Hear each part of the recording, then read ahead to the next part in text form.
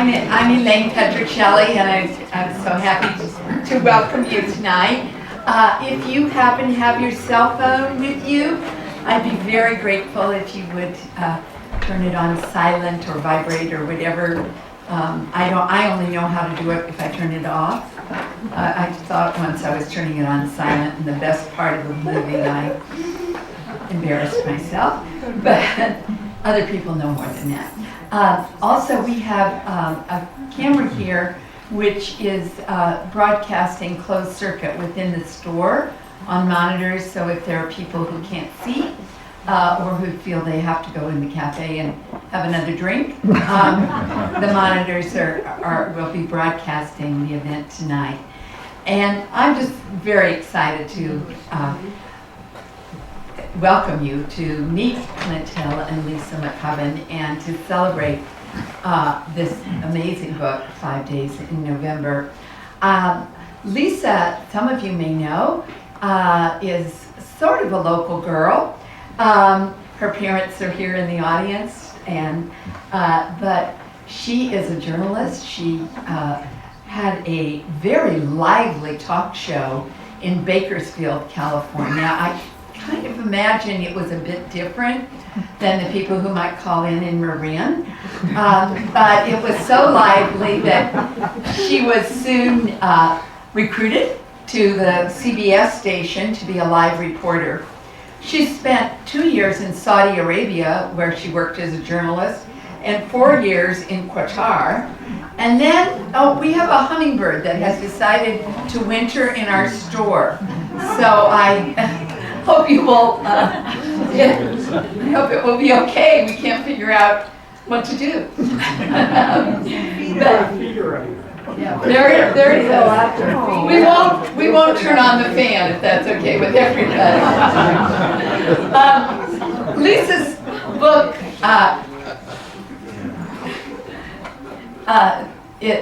are really terrific journalism, and I always tell the story that I have a very good friend who's a journalist, and when I happened to mention about Lisa's first book called The Kennedy Detail, and that the foreword was by Clint Hill, my friend said that is not true. Somebody made that up because Clint Hill doesn't talk to anybody about the Kennedy assassination, and it just isn't possible. But our mutual friend has now agreed that yes, that was indeed Clint, and Lisa is such an amazing journalist that she encouraged him and the other people in the details to talk. The second book they did together was Mrs. Kennedy and Me. And then this book. As many of you may know, you have seen Clint Hill before you ever knew him. He was the Secret Service agent that was in the car behind the president's car, who jumped out of his car and you saw him on the car of the president after the president had been shot as the car raced to Parkland Hospital. He went on to be still a very important part of the Kennedy family. He was Jackie's Secret Service agent for a very long time. He started as a Secret Service agent, I believe, for Eisenhower. He has tremendous wisdom, but what I'm most excited about is their third New York Times bestseller, because it really shows those days before the assassination, the day of the assassination, and then right after. And I have to tell you that we could open a store with books about the Kennedy assassination, but this is the one book that everyone should have in the library. It is magnificent. So thank you, Lisa and Clint, for the gift of this amazing book.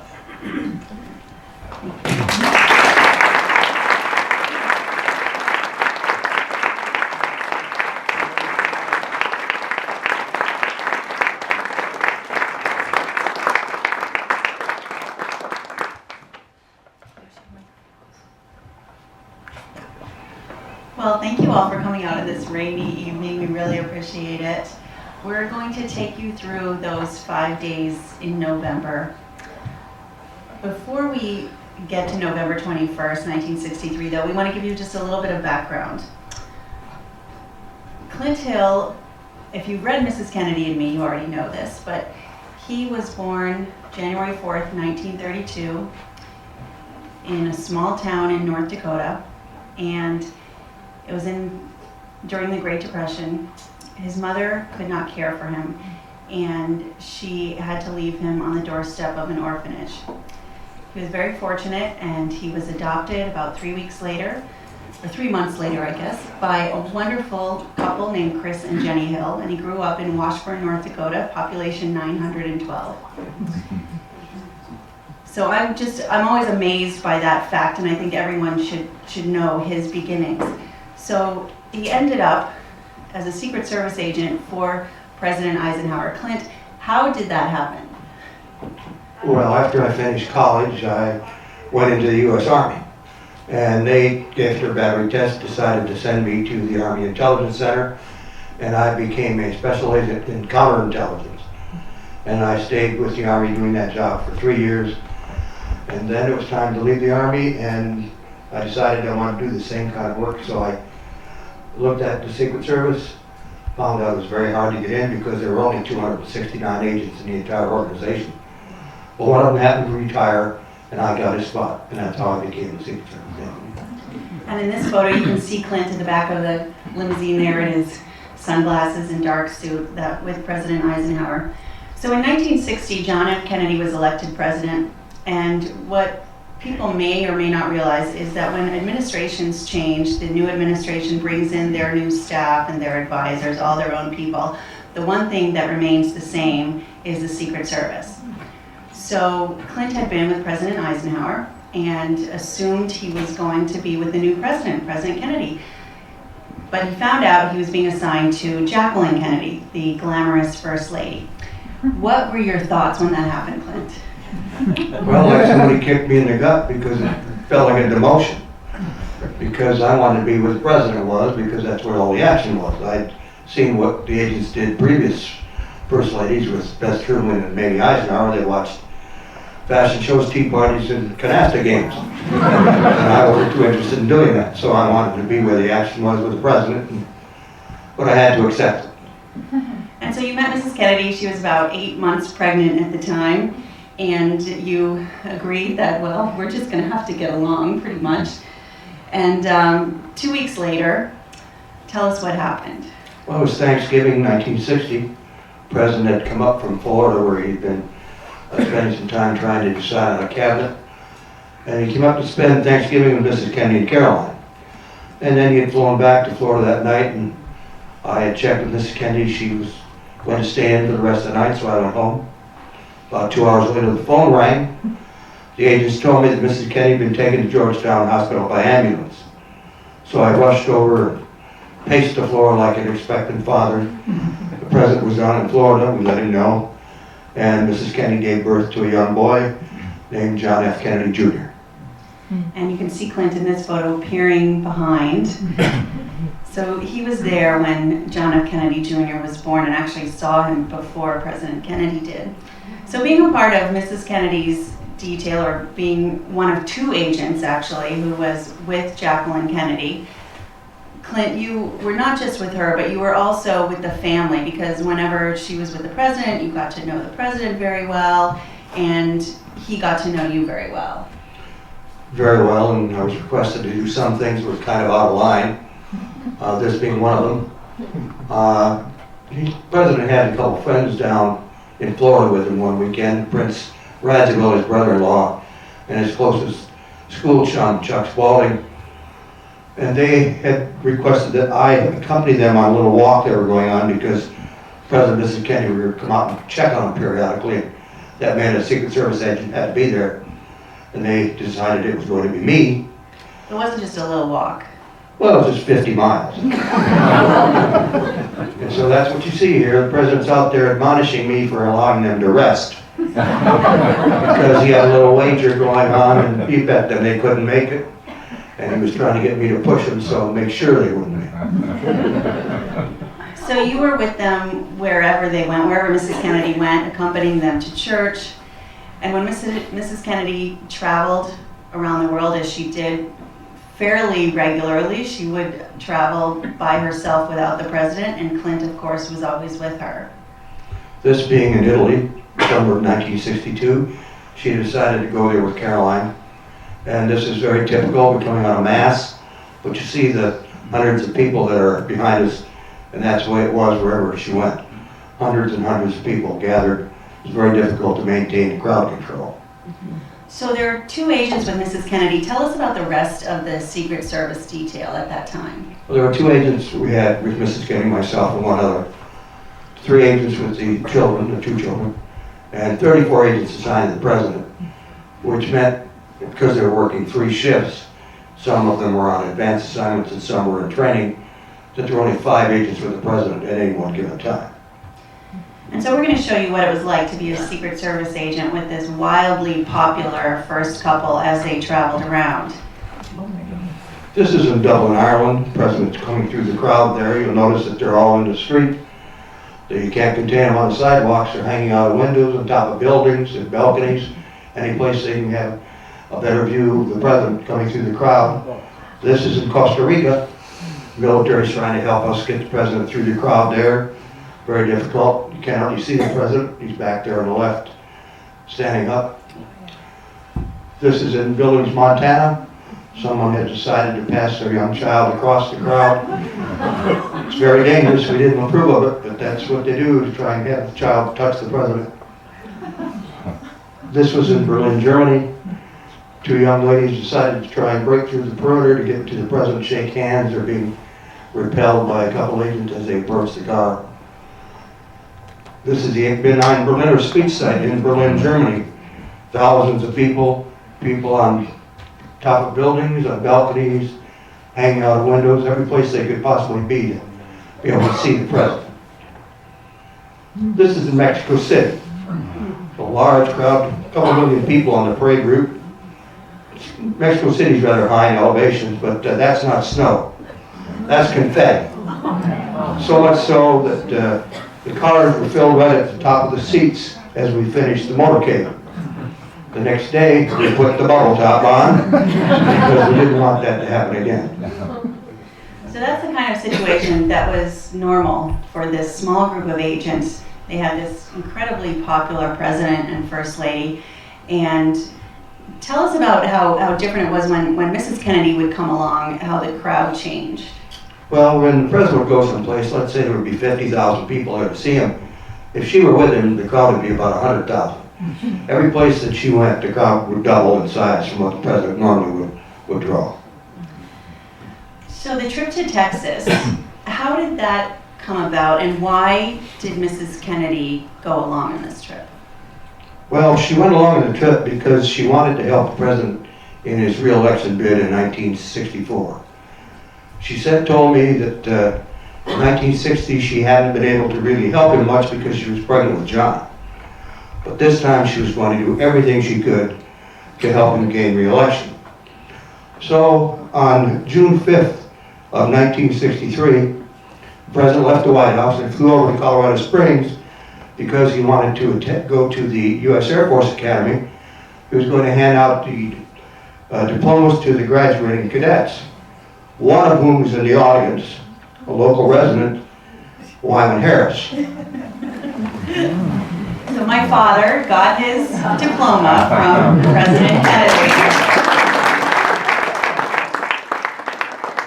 With him that day, in the audience, was a young lady named Gay Kittner, who 8 days later became Mrs. Wyman Harris, a little over 50 years ago.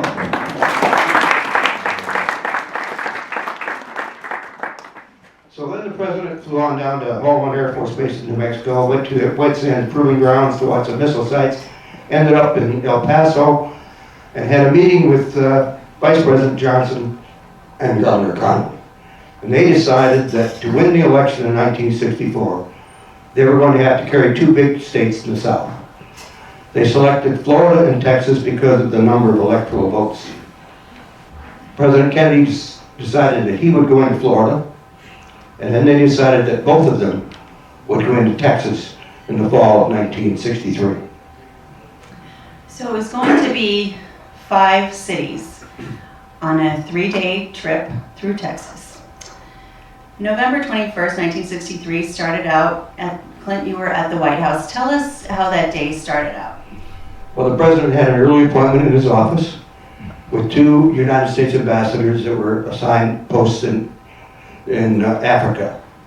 He came down from the presidential residence in an elevator, walked past my office, which was on the ground floor, and advised me that young John was going to ride in a helicopter with us as far as Andrews. And so we took off from the White House that morning, November 21st, a Thursday, flew to Andrews Air Force Base. Young John was on board. He wanted to go on Air Force One. We all knew he could not do that. His mother and dad reassured him that they'd be back to celebrate his birthday, which was coming up the following Monday, November 25th. He would on that day turn 3 years of age. That didn't seem to console him, but as the president left, he turned to one of the agents that was there and he said, "Mr. Foster, will you look after John until I get back?" Now that really resonated with the rest of us when events occurred because he never did get back. We arrived in San Antonio, at the San Antonio International Airport. Crowds were extremely large. They're on top of the terminal. They're inside the glassed-in terminal. Every place they could be. It was a large, receptive crowd. We had to go to San Antonio because the president wanted to go to Brooks Air Force Base to make a speech dedicating the Aerospace Medical Center there, and that's what we did. After the speech, the president was talking with one of the generals. The generals told him about some astronauts who were in a chamber going through high altitude tests. The president said he wanted to see it, so we went into this chamber. The president talked to him briefly through a glass window and used a microphone and some hearing aids. And then he came away saying, could this, what they're doing, be beneficial in the civilian population, specifically to young children? The reason he was interested was his young son, Patrick Bouvier Kennedy, had died in August of 1963 when he was only 2 days old from a lung disease, and he was hoping that something like this could help children in the future. So then you take off and you're getting ready to get back on Air Force One. I love this photo that we found. This is Clint running alongside the car. This is typical of the agents running alongside as there are crowds around. And then you land in Houston.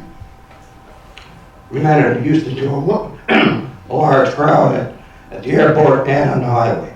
There were large crowds wherever we went. There was a large reception committee. This is typical of the crowd there at the Houston International Airport where we landed in Houston.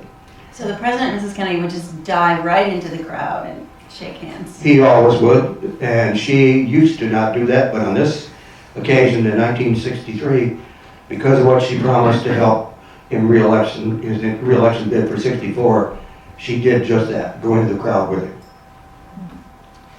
We got to the Rice Hotel. There's a large group down there having a convention. They're called the LULAC group. So they dropped by. They spoke Spanish, and so Mrs. Kennedy talked to them in their native language, Spanish. And the president was extremely happy with the results. He was just absolutely delighted with what had happened. We then went over to the Coliseum in Houston, where they were having a testimonial dinner for Congressman Albert Thomas, who had brought the Space Center to Houston.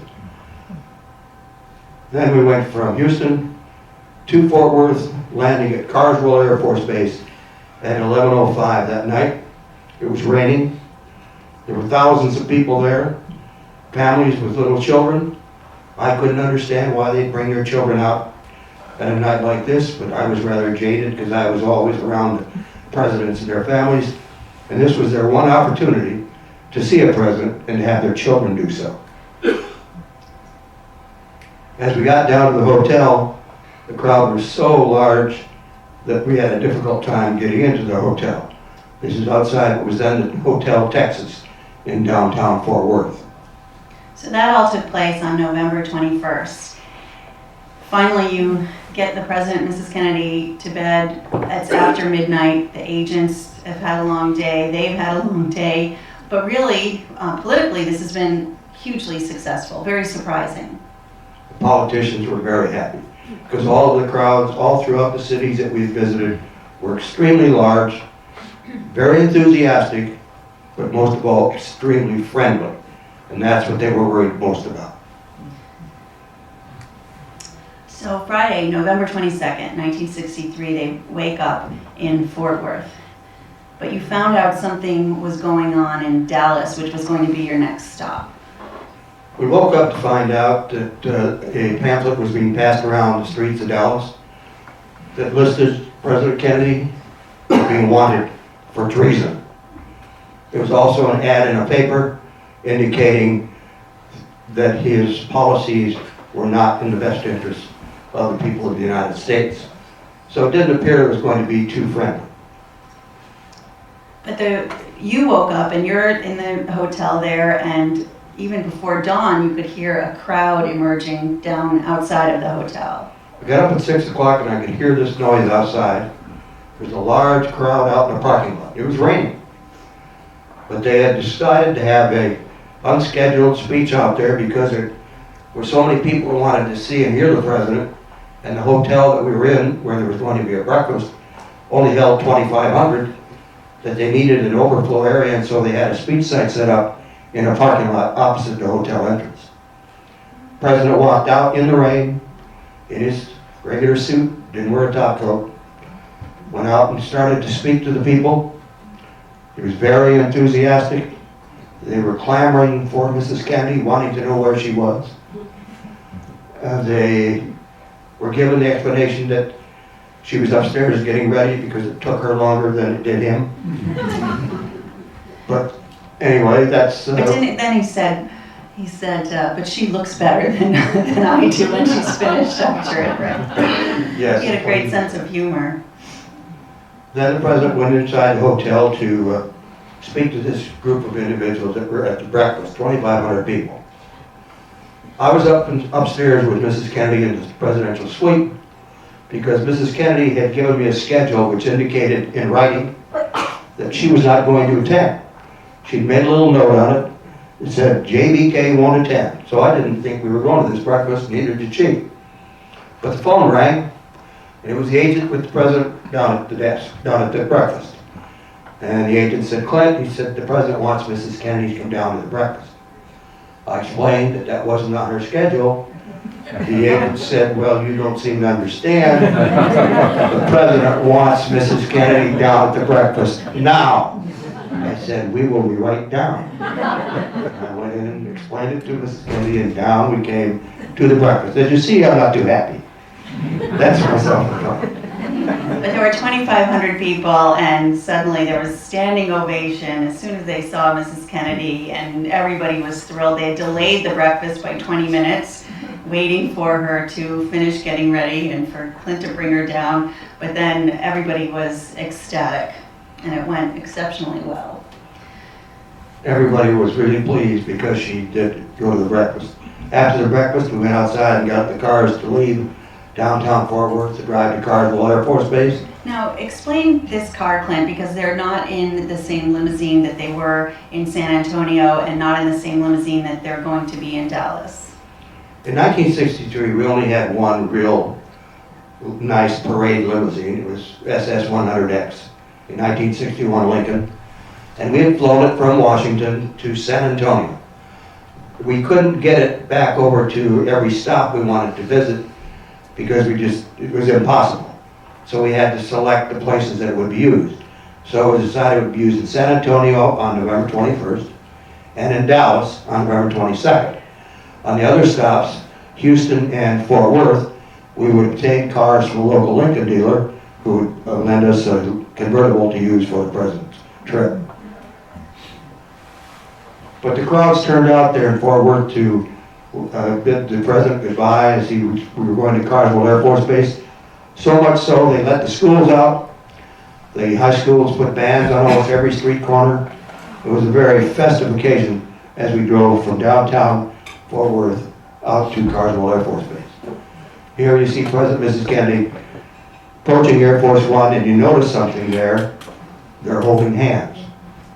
That was rather unusual prior to August of 1963.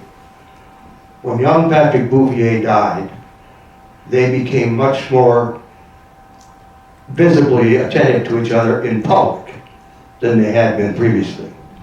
And it was very obvious to all of us how much they really wanted that child and how much they really cared for each other. And this is just an indication of that. So now you're going to fly on Air Force One from Fort Worth to Dallas. It's a very short distance. Why did they take Air Force One instead of just driving in a motorcade from Fort Worth to Dallas? It's true, we could have driven there much faster. It's a very short distance from where we were in downtown Fort Worth to the Trade Mart in Dallas. But the politicians wanted a photograph of both President and Mrs. Kennedy getting off the rear of Air Force One in Dallas. And so that's what we did. We flew to Dallas on Air Force One. Here they come off the rear of the aircraft, going to be met by a large reception committee. Vice President and Mrs. Johnson among them, who they just had seen 10 minutes before in Fort Worth. But that was politics. So the president noticed this big crowd behind the fence, immediately turned and he went to the crowd to shake hands. Very typical of him. Mrs. Kennedy normally wouldn't do it, but on this occasion she did. So she is shaking hands also. The press are having a field day. They're on every possible thing they can get up on to try and get a good photograph. And we continually worked the crowd from that point on until we got down to the end of the fence line and put them in the motorcade to travel into downtown Dallas. When we went through the suburbs, there weren't a great many people who started to build more and more as we got closer to downtown. The crowd started to get to the point where they couldn't be contained on the sidewalks. They were very large. It was starting to be difficult to get the cars through the crowd. So you could see the massive crowds that were there. People were hanging out of windows, on buildings, on rooftops, on balconies, every place they could be to see President and Mrs. Kennedy. They were very enthusiastic and they were very friendly, which made it very nice. We traveled through this crowd, and occasionally I would get up on the back of the presidential vehicle because the driver of the car was keeping the car closer to the left-hand side of the street than to the right, because he was trying to keep the president, who was in the right rear, away from the crowd. Well, that put Mrs. Kennedy right up next to the crowd. So I would get up on the back of the car to be in as close proximity to her as I could be to prevent anything from happening. To see the size of the crowd. Here you'll see how close he was to the left-hand side of the street as compared to the right, and I'm up on the back of the car. Now we had been advised the president didn't want us on the back of the car because he didn't want it to appear that there was anything between himself and the people, but I knew that I had to be there in close proximity, and if he had any questions, I'd explain it to him. I wasn't worried about that. But people came into the streets. They were out hanging out of windows, as you see here. Some were sitting on window ledges. Some were on fire escapes. Some were on balconies. We got to the end of Main Street, and we had to take a right turn onto Houston Street. And at this point, Clint, as you're getting to the end of Main Street, the crowds really had started to dwindle because this is nearing the end of the motorcade. And so at this point, you were back on the follow-up car, is that right? That's correct. I had gone back to the follow-up car because the crowds had really lessened from what they were. And so as we approached Houston Street, just to make that right turn, to get to where we wanted to go. A lot of people say, well, how come you didn't go straight down Main Street? Why did you turn right on Houston and left on Elm? Well, at the end of Main, underneath the triple underpass, there's a great big concrete divider, and we couldn't turn right. And that's the direction we had to go to get to the Trade Mart onto the Stemmons Freeway. So we had to turn right on Houston, left on Elm, and that put us right in front of the Texas School Book Depository.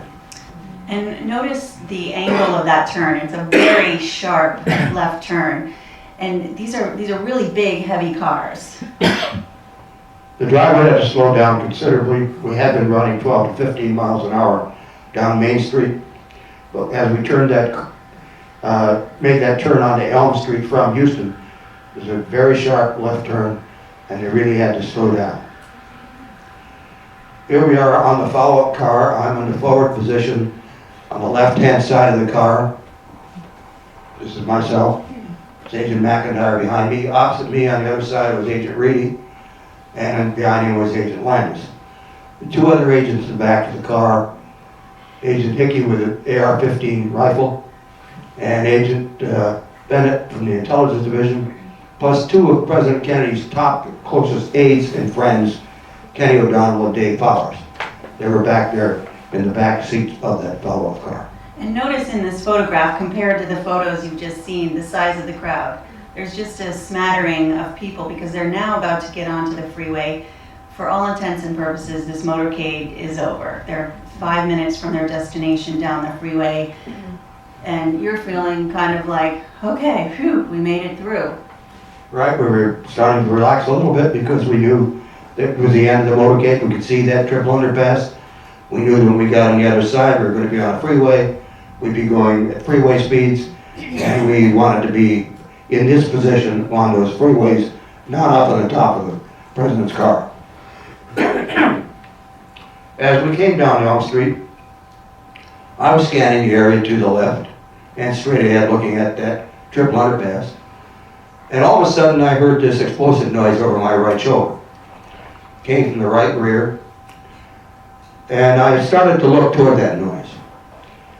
And when I did that, my eyes passed over the presidential vehicle. And so I saw what happened in the back seat of the president's car. I saw the president grab at his throat and violently move to his left. And I knew something had happened, something was wrong. And I jumped from my position and began to run toward the presidential car with the intention of getting up on top of the rear of it to form a barrier behind President and Mrs. Kennedy so that no further damage could be done. As I ran, there was another shot fired. I didn't hear it because of the noise. As I approached the president's car here, a third shot rang out, which hit the president in the back of the head. I got a little bit closer to the car, started up on top, and I slipped, and the driver hit the gas, and I had to take a couple extra steps. About that time, Mrs. Kennedy came up on the trunk. When the shot hit the president in the head, it was so explosive, there was such an eruption of the president's skull, which was right back here in the right rear, because the shot actually came in the lower portion of the head and exited from this rear portion of the skull. Blood, brain matter, bone fragments, all were coming out of the wound. They came over the car, over me, over Mrs. Kennedy. When that happened, that's why she came up on the trunk. She was trying to retrieve some of that material with her hands. She didn't know I was there. So I grabbed a hold of her and I put her back into the back seat. As soon as I did that, his body fell farther to its left. His head ended up in her lap. The right side of his face was up. I could see his eyes were fixed. I could see through the hole in the skull. There wasn't any brain matter left in that area. So I assumed it was a fatal wound. I turned, I gave a thumbs down to the follow-up car crew so the other agents would know exactly how serious this was. Turned and screamed to the driver to get us to the hospital. And he took off as fast as he could. The chief of police from Dallas got in front of us and led us to Parkland Hospital. We were traveling down Stamets Freeway at speeds up to 80 miles an hour. I had wedged myself into the back of the car, as you see here, trying to balance myself. I turned my head, my sunglasses blew off.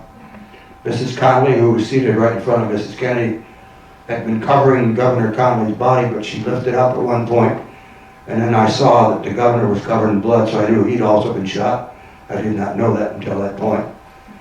And we then finally pulled up to Parkland Hospital. But Clint, as you're in this position, 3 shots have been fired, and you are assuming that more shots are coming, and that's why you're in this position.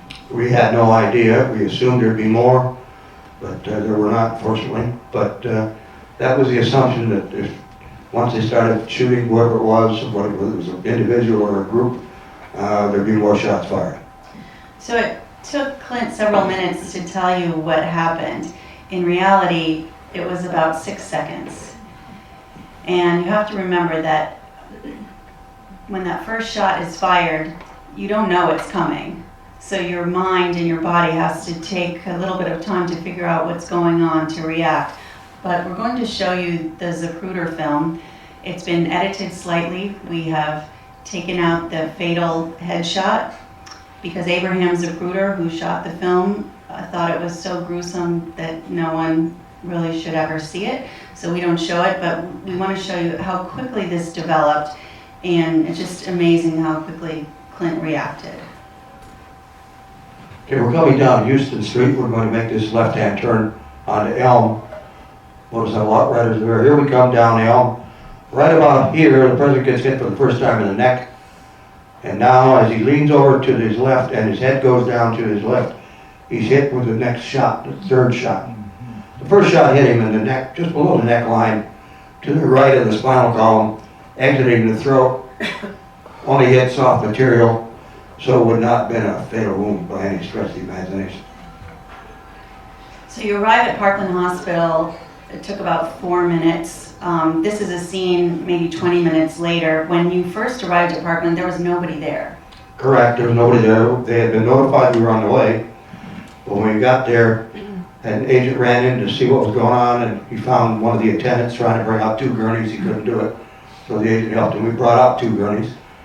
First we had to move the governor out of the car because the way the car was configured, the governor was seated in what we call a jump seat, immediately in front of the president.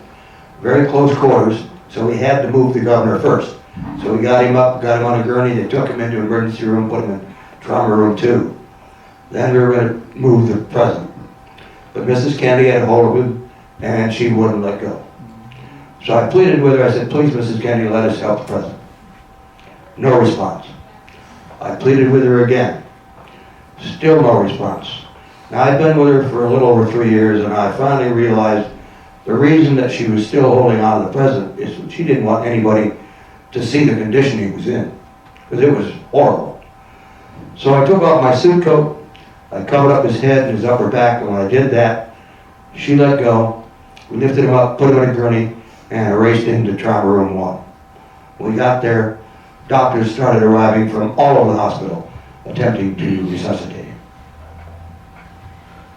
And so outside, agents are putting the top on the car. And people see this picture and they make a lot of assumptions about it. What was happening outside here? They decided to put the top on the car because they were going to take the car right back to the aircraft, which is out of Love Field, and fly it to Washington so it could be thoroughly inspected because it was a crime scene. They wanted to go with a fine-tooth comb, make sure that nothing was missed. So they took the top, which was stored in the trunk of the car, started to put it back on the car. You see a bucket there in the bottom between the officers and the agent. He had to use a little bit of water to clean off the very top aluminum front bracket in order for the top to fit. But other than that, there was nothing done to change the interior of the car at all before it was brought back to Washington. And now you're you're inside the hospital.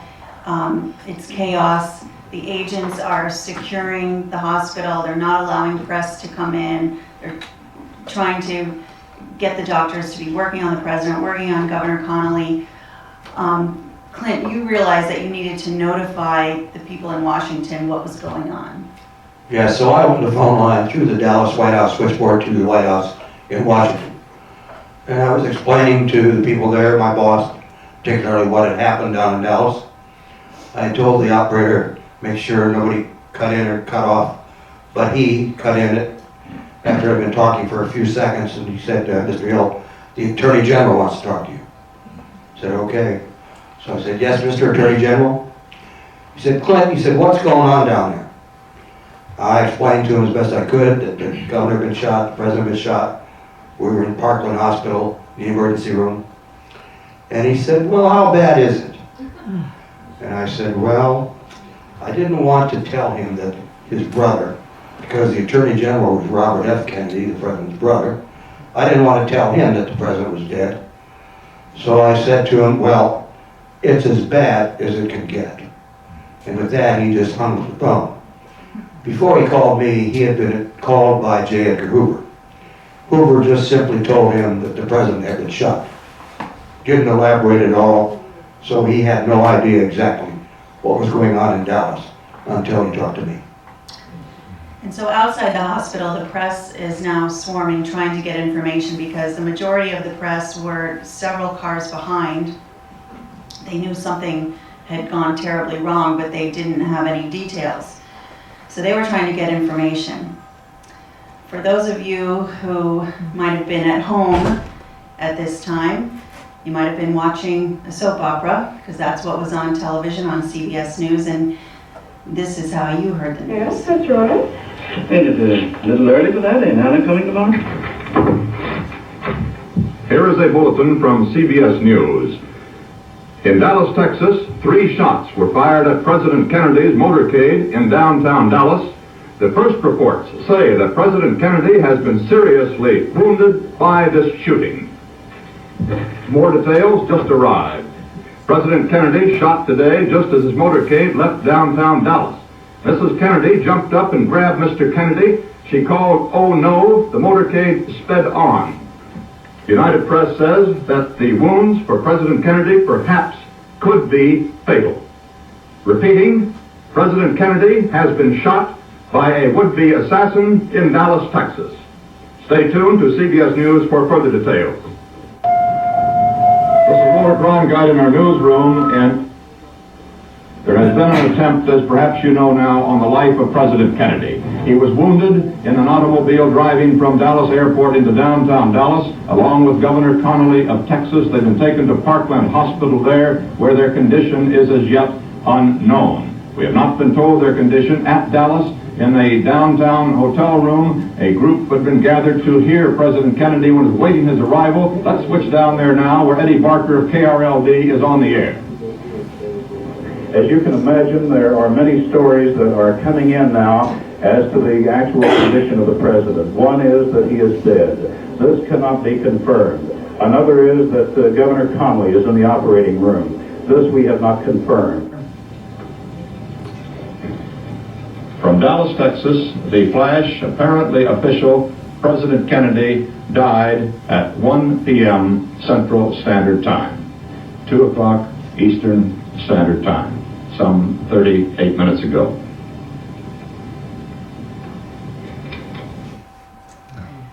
"50 years later, it's still so unbelievable, so moving, so shocking." So Clint, you weren't watching the news, you were there, you were inside, in the hospital. What's going on now once it's been notified, that the world has been notified that the president is dead? Well, at 1 o'clock in the emergency room, the doctor came out of the trauma room 1 and said, there's nothing more we can do.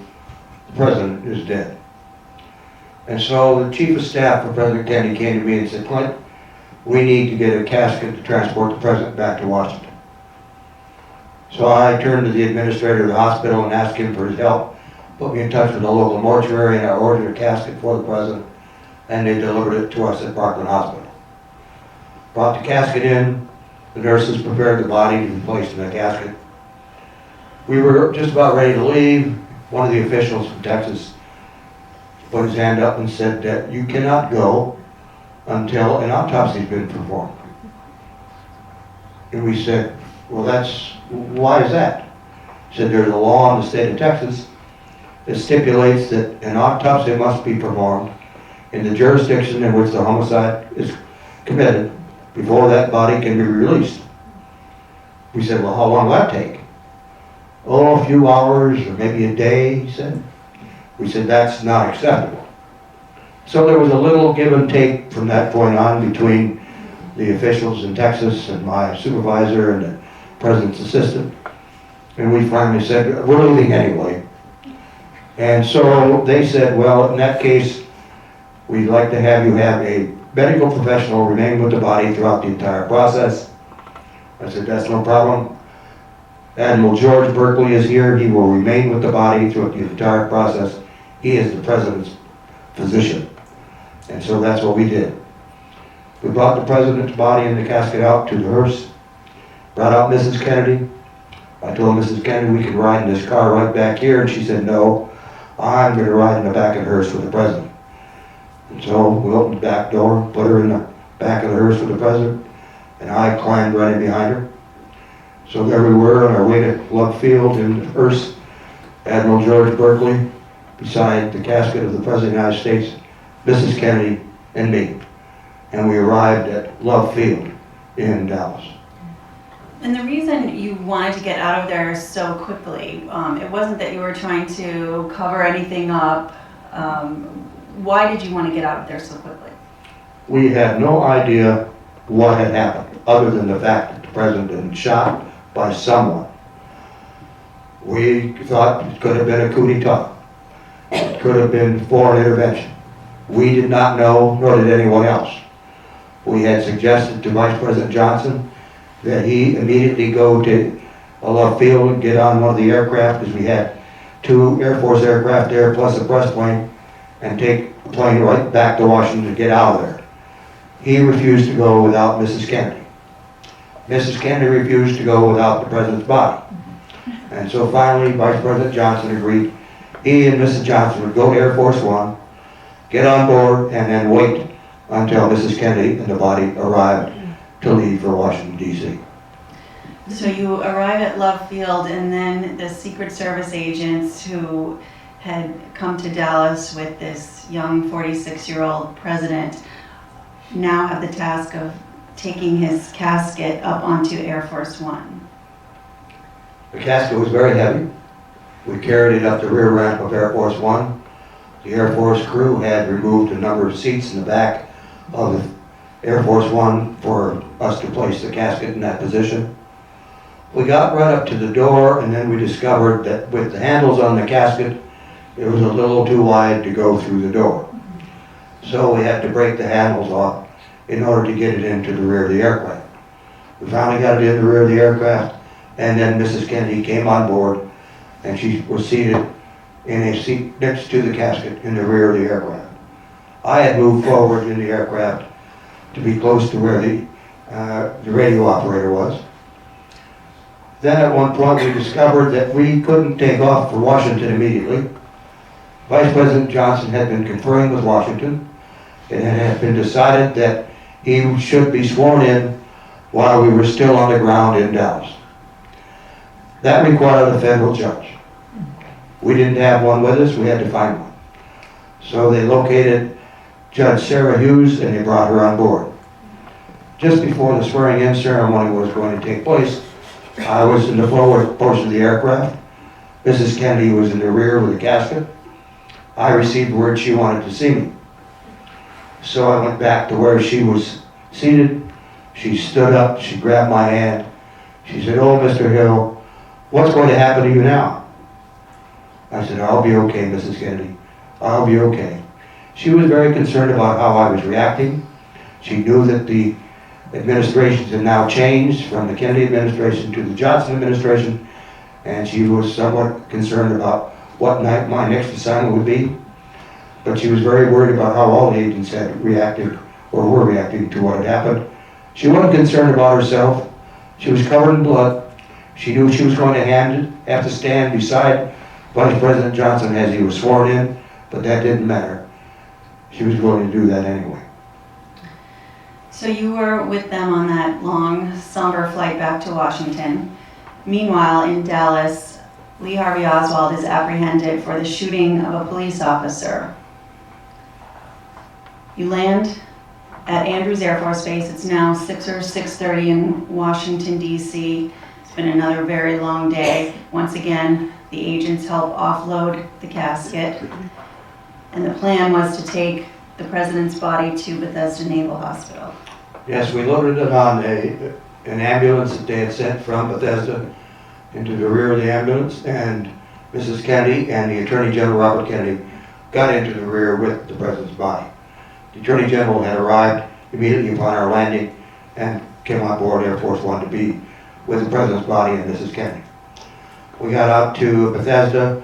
The autopsy took most of the night, and we finally finished at around 4:30 in the morning, and we left and returned to the White House with the president's body. we were met by a military honor guard.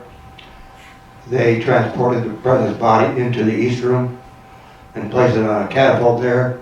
It was identical to the one used by Abraham Lincoln in 1865. Mrs. Kennedy and members of the family came into the East Room and remained there until the honor guard had been posted. They then went up to the second floor residence in the White House, and I went down to my offices on the ground floor and just to stand by, and then I found out that there would be no more activity immediately. So at 6 o'clock I finally went to my home, shaved, showered, had a little bit to eat, and then came back to work. Because you have to remember, there are 2 agents assigned to Mrs. Kennedy. There's no other shifts. There's nobody to replace Clint Hill and Paul Landis. The other agents have now transferred to President Johnson. So they are protecting President Johnson, rotating shifts. There's nobody to replace Clint, no time to sleep, no time to mourn, no time to grieve, there's no counseling, no time off. So you come back to the White House, and what happened that Saturday? First thing that happened was they had a private mass in the East Room for family and friends and some staff. Then Mrs. Kennedy said she wanted to go to Arlington National Cemetery. She was going to go there with the president's brother, Robert Kennedy, 2 of his sisters, Pat Kennedy Lawford and Jean Kennedy Smith, and they were going to pick out a burial site. So I took her to Arlington National Cemetery, and we met Secretary McNamara, Secretary of Defense there, and they picked out the burial site in Arlington. So at this point, news has, of course, spread around the world, and the world has stopped, literally stopped. Stores are closed, children have been sent home from school, games are canceled, doctor's appointments canceled. Everybody has gone home and is watching television to find out what has happened, because nobody can believe it. There are vigils all around the world. This is in Berlin, because President Kennedy had touched the world, and the world loved him, and nobody could believe this was happening. Also on this day, Lee Harvey Oswald was charged with the assassination of President Kennedy. They had found his rifle up on the 6th floor of the Texas School Book Depository. So now it's Sunday, November 24th. What happens on this day, Clint? Well, this day, Sunday, November 24th, was the day the body was to be transported to the U.S. Capitol to be placed in state. And so at first, they had a little mass in the East Room. And then I had gone over to my boss's office in the East Wing and was sitting there, and I got a telephone call from General McHugh, who was an Air Force aide to the president, and he said, "Clint, you better come over here right away. Mrs. Kennedy wants to see the president."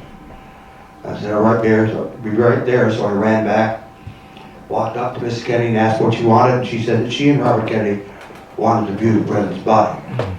And so General McHugh and I went into the East Room, made sure that the casket was okay. We opened it and checked the body, made sure everything was okay, and then brought Mrs. Kennedy and Robert Kennedy in so they could view the president. They stood there for a few seconds, and Mrs. Kennedy turned to me and said, "Mr. Hill, will you get me a pair of scissors, please?" So I ran back to the usher's office and got a pair of scissors, brought it and gave them to her. Stood there, could hear the clip, clip, clip. I knew what she was doing. Pretty soon they turned and walked to the elevator to go back to the 2nd floor. They were very emotional. She handed me the scissors. General McHugh and I checked, closed the casket and sealed it, made sure it was okay. I took the scissors back to the usher's office, and I noticed there was some hair on them, so I knew what had happened. And so television news at this point is running news nonstop. This had never happened before.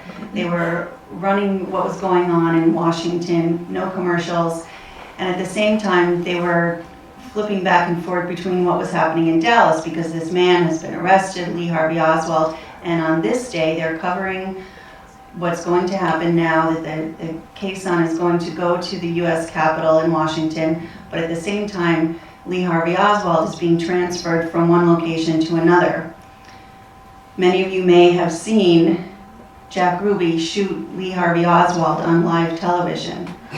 So if you can imagine this going on, people just thought, what is going on in our world? Then the scene flashes back to the White House. Now, Clint, you didn't immediately know what was happening with Oswald. You're there with Mrs. Kennedy, and you're getting ready to go on this very emotional procession. Yes, we had no idea what was happening. We prepared the body, they placed it on the caisson, and we started out the northeast gate of the White House to go down Pennsylvania Avenue to the U.S. Capitol. There were thousands of people. Normally we would hear shouts of joy, very enthusiastic, friendly crowds, but today we heard very few sounds. We heard the sobs of people crying, the clip-clop of the horses' hooves, and the sound of the muffled drums.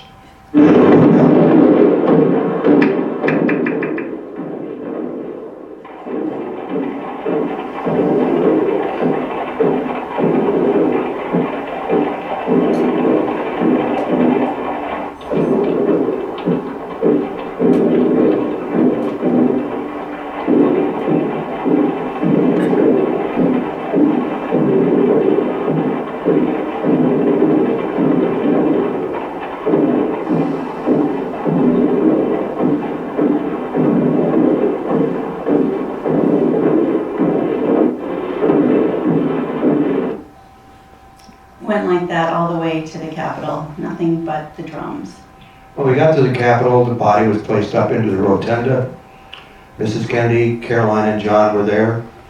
At one point, John became a little rambunctious, so we had to take him out to an anteroom so he wouldn't disturb anything.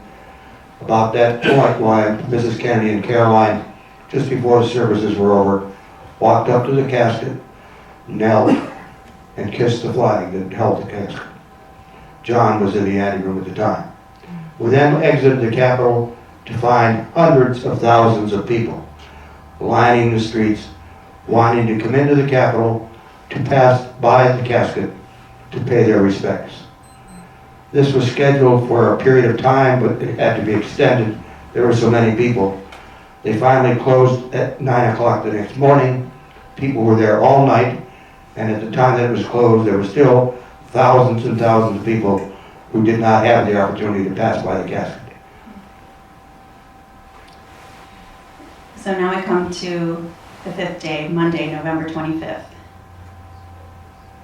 On that day, Mrs. Kennedy and the two brothers-in-law, Robert and Teddy Kennedy, took them up to the U.S. Capitol to accompany the body back to the White House and then to St. Matthew's Cathedral for the funeral services.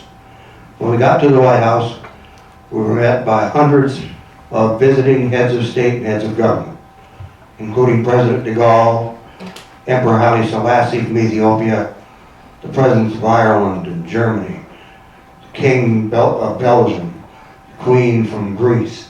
There were hundreds and hundreds of heads of state here to pay their respects to President Kennedy. Mrs. Kennedy had decided she wanted to walk from the White House to St. Matthew's Cathedral. The visiting heads of state decided that if she was going to walk, they were going to walk too. And so it became a security nightmare. But here we are. This is Mrs. Kennedy in front, Robert Kennedy on one side, Edward Kennedy on the other. I'm on the left. Next to me is Jamie Auchincloss, Mrs. Kennedy's half-brother. Then Sergeant Schreiber, her brother-in-law. Then Steve Smith, another brother-in-law. Then Agent Landis. And then followed by President Johnson and Mrs. Johnson, Linda and Lucy. And that's the way we walked to St. Matthew's Cathedral, followed by all the heads of state from these various countries. And so you walk the mile and a quarter to St. Matthew's, and the funeral services are held. And coming out of the church, little John salutes, and this iconic photograph was captured. Yes, but there's a story behind that photograph. As the casket was placed on the caisson, all the military saluted the president. Mrs. Kennedy noticed that, and she leaned over and whispered something in John's ear. So John quickly turned, threw his shoulders back, and saluted the casket. Now, it just didn't happen. Earlier in the month, just before the November 11th, Veterans Day, Mrs. Kennedy came to me and said to Mr. Hill, the President's going to go to Arlington National Cemetery on November 11th to lay a wreath at the Tomb of the Unknowns. And I know that the military are going to honor the President by saluting him. I'd like to have John go with him and do the same thing. Do you think you could teach him how to salute? I said, sure, that's no problem. So the agent started to work with him. Problem was, he'd only do it with his left hand. And so they went on like that day after day. November 11th came, he went with his father. I'll be darned, he did it right that day. Because he apparently had seen some of the military doing it and he realized that's what you do. So then on the day of the funeral, this day, which is November 25th, John's 3rd birthday, at one point in the services inside the chapel, inside the cathedral, John got a little rambunctious and Mrs. Kennedy beckoned to have him taken to a side room, which we did, and then the agents were trying to figure out what to do with him, so they had him practice his salute. Well, he was right back to doing it with his left hand. They couldn't get him to do it properly. There was a Marine colonel standing in the doorway. The Marine colonel looked at this, and he walked into the room, and he stood at attention, and he saluted. He said, John, this is how you do it. And I'll be damned. It took the colonel about 15 seconds. We've been working with him for about 3 weeks. And the colonel got it right.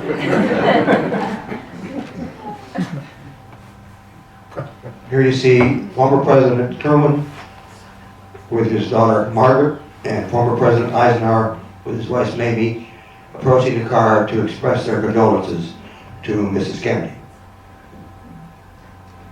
The crowds between the Capitol and the Arlington National Cemetery were extremely large, all the way along the route. This is as we're crossing Memorial Bridge, just to the back side of the Lincoln Memorial. As we got to the gravesite, all the visiting heads of state were down at the foot of the casket.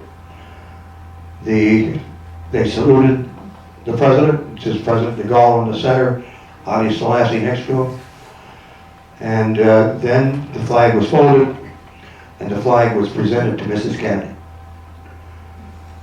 Then Mrs. Kennedy and Robert Kennedy were taken back by myself and Agent Landis to the White House, where she had a reception for all of these heads of state who had come to pay their respects. This went on for quite some time. That's myself in the right there, right behind Mrs. Kennedy. And then you reminded Mrs. Kennedy of something after this reception. She was going back upstairs and you saw her at the elevator. Yes, I said, Mrs. Kennedy, remember today is John's 3rd birthday. And she said, oh yes, Mr. Hill. She said, I'm going upstairs, we're having a little party for him up there right now, just him and Caroline and their cousins, but we wanted to make sure that we fulfilled the promise that the President and I made to him. We would celebrate his birthday on November 25th, which this was the day. But your day is not quite over. No, I remained there on duty. She indicated that she might want to do something. And so a little after 11 o'clock that night, the phone rang, and she said that she wanted to go back to the cemetery. She and the Attorney General wanted to pay their respects and view the eternal flame. And so Agent Landis and I took Mrs. Kennedy and Robert Kennedy to Arlington National Cemetery so they could do this. She brought a small bouquet of flowers. They knelt at the gravesite and paid their respects. We were only there for 10 or 15 minutes. We were there alone except for a sentry, so it was very nice for them to have that private moment at the gravesite. Well, Clint, as Elaine mentioned in the very beginning, our mutual friend Muriel knew that you didn't talk about this for a very long time, and I think you can understand why, because it's just so painful. We are so thankful that you went through this process, and we're grateful to you for sharing your story, this history with us. Thank you. Thank you.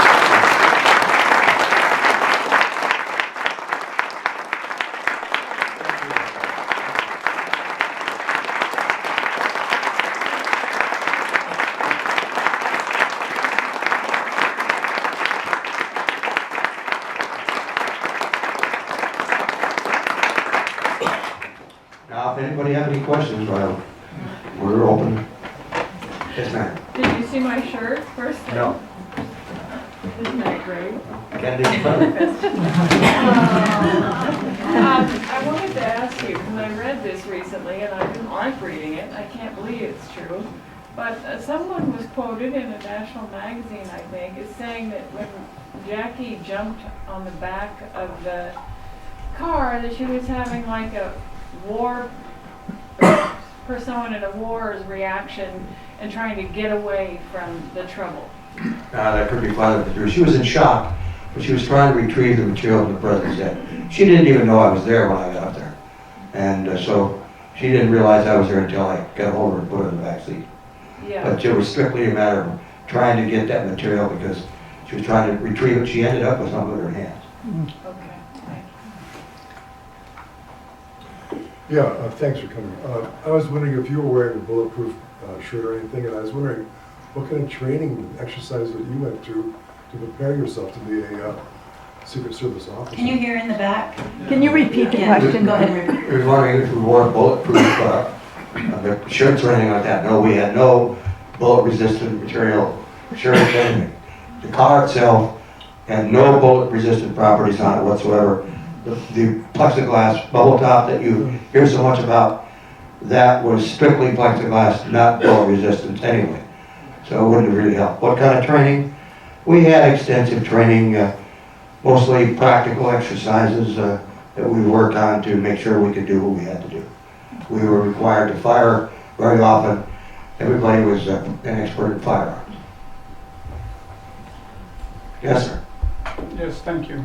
How much larger has the Secret Service grown since you were there? When I The question is, how much larger has the Secret Service grown since then? When I entered, there were 269 agents. At the time of the assassination in 1963, there were about 330. Now that's worldwide. Today, there are a little more than 3,500. Yes, sir. Your whole team operated with incredible heroism and professionalism throughout this, but personally, it must have touched you very, very deeply. Was there any opportunity for any grief counseling afterwards? You knew them as people, not just The question is, was there any opportunity for grief counseling, because it must have been very emotional because Clint knew them personally? No, there wasn't any counseling whatsoever. And as she said, there were only two of us working with Mrs. Kennedy on a full-time basis. When you say that other agents all went to Johnson, that's because we're trying to ensure the continuity of government. That was necessary to do that. And this was the end of the 25th of November, but the days didn't stop there. The following Thursday from that was Thanksgiving, but we flew up to Hyannisport on that day so that Mrs. Kennedy could talk to the President's mother and father, and it just went on from that all the time, so it was continuous. And Clint stayed with Mrs. Kennedy for a year after the assassination. Tell them about the first time that you and the other agents discussed it. Well, we didn't discuss it until I started talking to somebody named Lisa McCubbin in 2009. I had testified to the Warren Commission. I'd give them sworn affidavits and testified in person. I had given an interview to 60 Minutes with Mike Wallace in 1975, but I really didn't go into depth about anything at all until a friend of mine decided to write a book. He was also a former agent. His name was Jerry Blaine. He enlisted the assistance of Lisa McCubbin to write his book because he couldn't get it done without her. They needed some additional information and they came to me for the information. I didn't want to participate, but they convinced me I should, and she got me to say a lot more things than I thought I would. But then in 2010, about 7 agents got together in Dallas, and they were part of a filming of a Discovery Channel show called The Kennedy Detail, and I was there and witnessed these 7 agents, 3 of whom had been in Dallas, had never talked to each other about what had happened until the filming of that program. It's really excellent if you ever get a chance to see it. We never talked to our friends or family or each other about it. It's just too painful. Yes, ma'am. I wonder if that was something that everybody connected with that experience, because I spent some time living next door to the surgeon who performed the autopsy, J. Oswald, and he would never talk about it. It was just, and I'm just wondering, is that how everybody felt? Nobody could talk about it? That's how everybody felt. Nobody was instructed not to talk. We didn't receive instructions to that. You just didn't want to talk about it. There are still, I know, 2 agents, well, only one now because the other one died. One agent that's still living today will not discuss it with even me because it's just too painful. I had a question. When you reached Elm Street and you heard that initial sound, at what point in time did you think that was a shot, or could have been a shot? The question is, when you first heard the sound on Elm Street, when did you realize that it was or could be a shot? Not until I saw the president react. So we hear so many sounds when you're in a kind of situation like that, and we had motorcycles on each side of the car. When I jumped off the car, I had to go between the car I jumped from and a motorcycle which was immediately to my left. And he making a lot of noise. So there was a second shot when when I ran. I didn't hear it.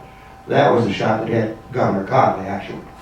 So in that area, because of the way the buildings are and the overpass, the sound echoed from all different areas. So even the people who have gone back there to do tests today find it difficult to make a determination of where the sounds are coming from. Yes, sir. During the walks behind the cars in the various cities, were the agents trained to watch the president and Mrs. Kennedy, or were they trained to scan the crowds? The question is, were the agents, when you were in a motorcade situation, were you trained to watch President and Mrs. Kennedy or to scan the crowds? Our job was to scan the crowds. We knew where they were. I mean, it's just a reflex, but we knew exactly where they were. I don't know if we have better vision than most, but I could see way over on this side of my head by looking straight at you. So we have extreme peripheral vision. But we were trained to look at the crowds. Is there anything unusual going on? Anybody making any unusual movements? Anybody dressed in any unusually particular strange way? Are they doing things that are not quite normal? There are all kinds of things we're looking for. That's one of the reasons we wore sunglasses. We didn't want anybody to see where we were looking. Yes, ma'am. Have you been satisfied that it was just Lee Harvey Oswald and not any other further conspiracy? The question is, are you satisfied that it was Lee Harvey Oswald and not a conspiracy? All the information points to only 3 shots being fired that day in Dealey Plaza. All 3 shots came from the same location. There was a rifle found near that location on the 6th floor, hidden near a stairwell that the shooter used to run from that location. On that rifle, there were palm prints found. Underneath what we call the sniper's nest, there were 3 spent casings from a rifle that were found when the police went out there. When that rifle was examined and the palm print was checked, it turned out to be an individual who had purchased the rifle from a mail-order house in Chicago using an alias named H-I-D-E-L-L, Fidel, and that person was Lee Harvey Oswald. So there was no question in my mind. All the information points that it was only Lee Harvey Oswald acting alone. A lot of people can't believe that one individual can do that. But if you look at history, you're going to find that in almost every assassination, it's one individual acting alone who the authorities didn't have a clue that they had any problem with the person to whom they were aiming their rifle or gun or whatever. And that was the case with Lee Harvey Oswald. He was not in our files at all. We didn't know about it. That was the same thing with Hinckley, who shot at Governor Reagan, President Reagan. Same thing when you look at that young man who tried to kill the Congresswoman in Arizona, or the individual who shot Bobby Kennedy, Sirhan. All of those cases are exactly the same in regard that they are one individual unknown to the authorities. All of a sudden they act out and they cause a problem. All right, let's take one more question. Yes, sir, back there. Young man with the glasses and the yellow shirt. You? That's you. It's a young lady. I'm sorry. It was the haircut. The vision's not so good anymore. So my question is kind of why now, and kind of what not? So you kept the silence for so many years. It's the 50th anniversary as a persuasive journalist, but there must have been a consideration in your mind about what was the historic value or personal value to tell the story. And I'm also wondering what you wouldn't talk about, not particulars, but how did you draw the line about what's worth sharing for the public record? Did everyone hear the question? Well, the question is why now? Why tell the story now? And what kinds of things would you never talk about, and what's not in the book, I guess, perhaps? Well, I had vowed I would never write a book. And I had been offered many opportunities to contribute to a book. Then when Jerry Blaine decided to write his book, they got to the point, he and Lisa, where they needed to have some information about what happened in Dallas, because Jerry wasn't there. Jerry had been working a midnight shift, and he had gone ahead to Austin, Texas, from Fort Worth. So they came to me. I first said no. Then they kept at me, and I then said, under certain conditions, I might help you. Those conditions were that I get to review all the material in the book, that all the material has to be based on what agents have told you, or documents that they have provided you, that I will check everything for fact, that there will be no gossip, none of that kind of material in there. Then I would be willing to help. And so they said, okay. So that was in 2009. So after helping them with that book, and then they began to publicize it, and they asked me to go along and to help publicize it across the country. Then when I got to know Lisa McCullum better and better, trusted her, had confidence in her, and then they started to talk to me, she and the publisher, about maybe the information I had was historical in nature, and it would cover only the period that I was with Mrs. Kennedy. And maybe Lisa suggested it would be a tribute to Mrs. Kennedy. And thus the book, Mrs. Kennedy and Me, became a reality. Then after that became successful, the publisher came to Lisa McCullum and myself and asked if we'd be willing to write a book based on the 5 days that were covered in our book, 5 days in November. And I decided to do it. I was encouraged to do it by other agents who said it's about time the information is out there and is factual, and to try and refute some of this conspiracy junk that's available all the time. So thank you all very much.